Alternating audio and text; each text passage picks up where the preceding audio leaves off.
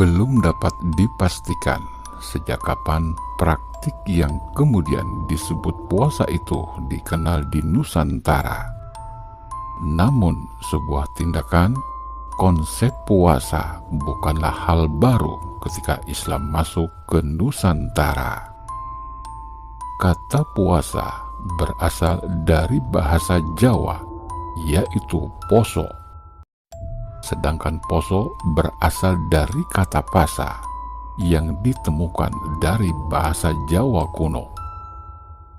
Ini pun serapan dari bahasa Sanskerta yang secara harfiah bermakna jerat, ikatan atau kekangan, baik fisik maupun non-fisik. Kemudian setelah Islam masuk, Nusantara mengenal istilah saum atau siam yang merupakan dari bahasa Arab. Namun istilah ini tidak serta-merta menggantikan istilah poso atau puasa. Padahal jelas siam ini secara etimologi dari bahasa Arab, tapi keduanya direlasikan merujuk pada hal yang sama, karena konsepnya sama, yaitu pengendalian diri. Pada masa lalu, bentuk puasa atau poso biasa dilakukan dalam bentuk tapa, karena seseorang harus memiliki kemampuan menghadapi godaan, mengendalikan nafsu, demi tercapainya suatu tujuan. Ini digambarkan pada sebuah tekstual dan relief sebagai jejak awal konsep pengendalian atau pengekangan diri. Sumber lain seperti Kakawin Ramayana versi Jawa kuno sebelum pemerintahan Empu Sindok pada abad ke-10 menyebutkan istilah Pasa Brata. Kemudian Kakawin Arjuna Wiwaha karya Gubahan Empu Kanwa pada era Airlangga abad ke-11. Di sana dikisahkan Arjuna melakukan tapa di Gunung Indrakila. Diabadikan pula pada Candi Surawana abad ke-14. Dan yang terakhir pada masa Majapahit abad ke-15 dalam Kakawin Siwara Trikalpa karya Empu Tannakung. Dalam Karasian dan Kedewa Guruan, tapa menjadi sebuah salah satu materi pelajaran. Kemampuan untuk mengendalikan nafsu dinilai sangat penting, terutama untuk seseorang yang akan terjun ke dunia nyata.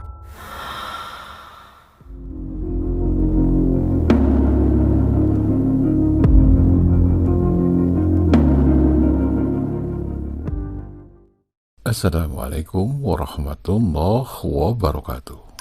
Salam sejahtera bagi kita semua. Om Swastiastu, Namo Buddhaya. Sahabat Akarimba dimanapun Anda berada, baik yang nyata maupun yang gaib.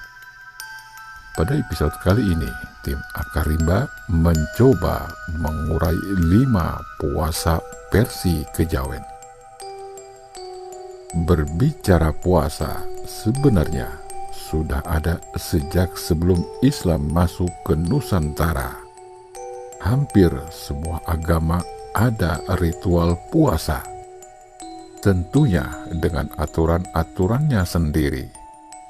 Tak hanya itu, ada puasa-puasa di luar konteks ibadah keagamaan. Salah satunya puasa ala kejawen.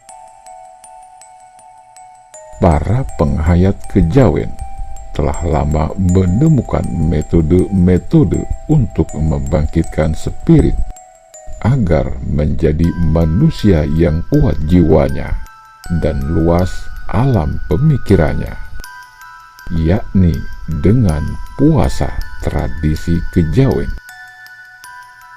Dalam peradaban spiritualnya, seorang penghayat kejawen biasanya melakukan puasa dengan hitungan hari tertentu untuk menaikkan kemampuan spiritual metafisik mereka.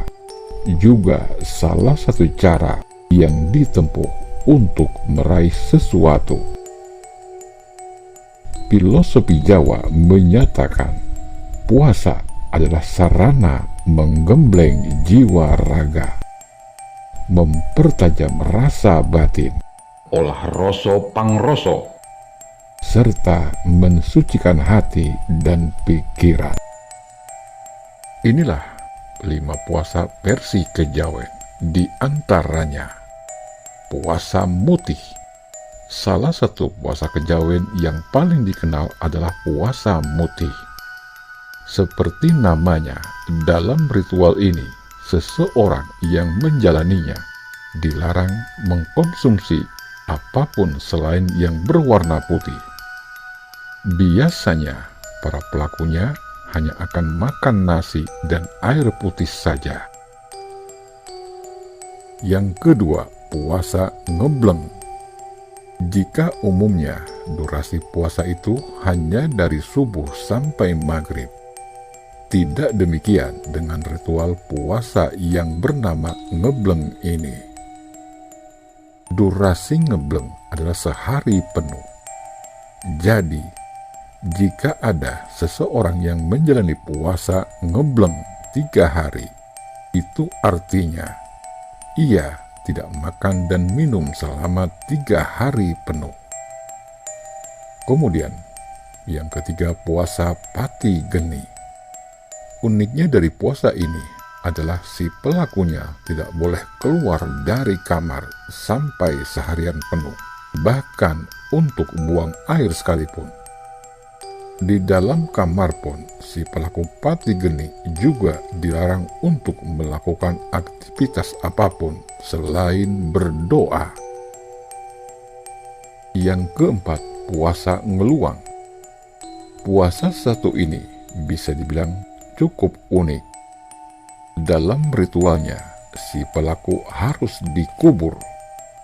Teknik penguburannya bukan seperti mayit yang dikubur, tapi lebih tepatnya dipendam sampai ke bagian tubuh tertentu.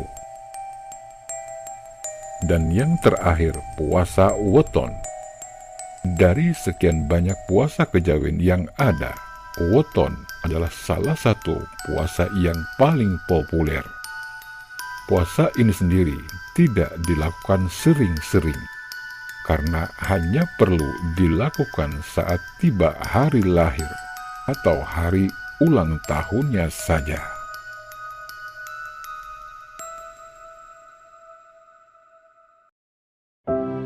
Demikian uraian singkat tentang puasa versi kejawen. Semoga bermanfaat dan menambah wawasan kita semua. Mohon maaf lahir dan batin bila ada kesalahan dalam ucapan. Mbah Jagat Nurjati mengatakan, lapar adalah jalan untuk berdamai dengan tubuh. Setiap manusia memiliki binatang buas di dalam dirinya. Siapa yang dapat mengendalikan dirinya, maka ia termasuk orang-orang yang meraih kemenangan. Wallahu a'lam bishawab. Salam cinta leluhur Nusantara.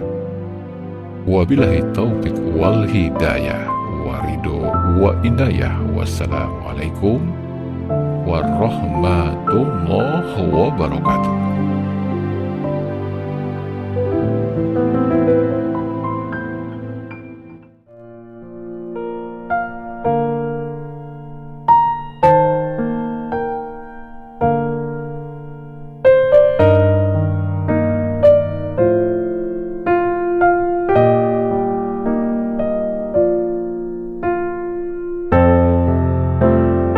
you.